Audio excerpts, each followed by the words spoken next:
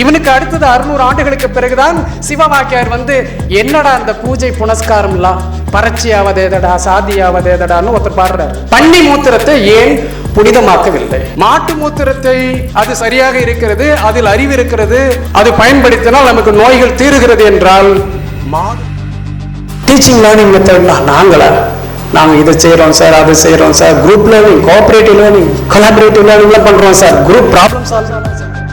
நீயா ஒன்னு புதுசா கண்டுபிடிச்சு ஒரு இதுல உட்கார்ந்துக்கிட்டு நான் கண்டுபிடிச்சிட்டு எவனாவது சொன்னான்னா அது அறிதல் கிடையாது, அறிவும் கிடையாது. இதைத்தான் 1500 ஆண்டுகள் இந்தியாவிலும் தமிழகத்திலும் இந்த குருஜிஸ் அவங்க சுவாமிஜிஸ் இவன் என்ன செய்வான்னா, அறிதல் என்பது ஆப்ஜெக்ட் என்பது பொய். விமானிக்கா சாத்திரத்தை நாங்க அப்பயே கண்டுபிடிச்சிட்டோம்.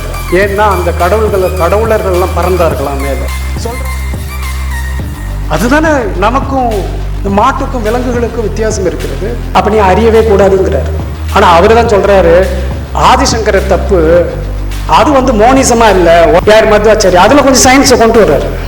இப்படி கொண்டு வந்துட்டு கடைசியில வந்து கழனி பானையில் அவரும் கையை வைக்கிறார். இப்போ இந்த பசங்க எல்லாம் வந்து என்ன பண்ணிட்டாங்கன்னா, இந்த மாதிரி எங்கேயோ இல்லாத ஒரு சக்தியை காட்டி ஒருத்தன் ப்ளூவை கட்டிக்கிறான், ஒருத்தன் சிகப்பு கட்டிக்கிறான், அவங்க சாதிக்கு ஒருத்தன் வெள்ளை கட்டுறான், ஒருத்தன் மஞ்சள் கட்டுறான். காட்டு மிராண்டியா இல்லையா இவன்?